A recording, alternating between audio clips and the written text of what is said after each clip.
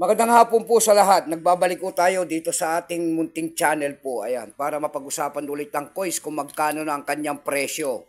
Ayan, sa ating mga online selling. Isa naman tayong kolektor. Ang pag-usapan natin barya ngayon ay ito po ay barya po ng United States of America. $1/4 po kung tawagin nila. Ayan. Pera po ng United States of America. $1/2. Ayan.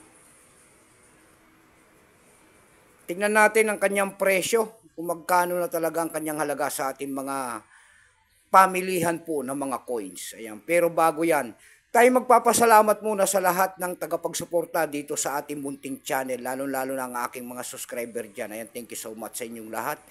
Mabuhay po kayo and God bless at magandang hapon. Maraming salamat din po sa nanonood doon sa ating FB page. Ayan, Samuel Soriano. Lahat po na nakapalo sa aking FB page at mga tagapagsuporta ko po, thank you so much sa inyong lahat. Ayan. Yung mga magpapa-shoutout dyan, mag-comment po kayo para sa susunod na next video natin ay sa-shoutout ko po kayo. Bonggang-bongga po. Yun naman pong hindi pa po nakapag-subscribe dito sa ating munting channel. Anyayaan ko lang sana kahit malaking tulong na po ubagay sana ang inyong magagawa sa akin. Ayan. Tulad na lamang po sana ng pagpindot ng ating subscribe button, like and share para ma-update ko naman kayo sa mga bago ko pang ilalabas na video. Ayan ang ating pag-uusapan ngayong barya. Tignan natin kung magkano ng kanyang presyo. Pero bago yan, kilalanin mo muna natin siya. Issue po nito ay United States of America. Period po, Federal Republic na 1776 up to date po. Type nito ay circulating commemorative coins. Years 2001. Value nito $1/4, 25 cent. Currency dollar 1785 up to date po. Composition niyan ay copper, nickel, glad copper. May bigat lamang itong 5.67 grams. May haba itong 24.26 mm. May kapal po naman itong 1.75 mm. Ayan. Hugis po niyan siyempre bilog. Orientation niyan ay coin alignment. Number NDAS6114. Reference number KMDAS318. Tatlong klase po ang inilabas dito. Ayan, mayroon po itong tinatawag nila na mga proof. Ayan, pero itong atin, ito po ay 2001 Denverman. Ayan, nilagyan natin ng Denverman.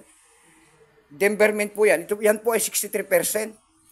Kung ilang piraso naman inilabas sa barya na ito ng United States sa hawak natin, ito po ay 619 million.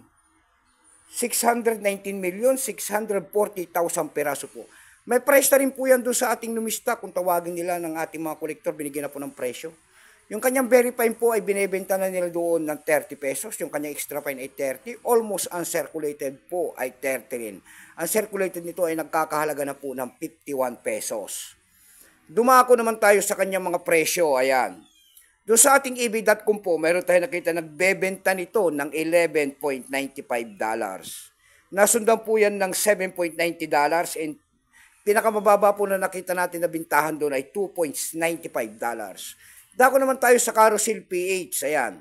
Sa Carousel PH naman po, meron tayo nakita nagbebenta nito ng 600 pesos.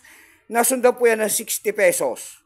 And then, yung pinakamaliit po ay 35 pesos. Ayan lamang po ang ating may babaging kanyang presyo. Keep safe po sa natin. God bless.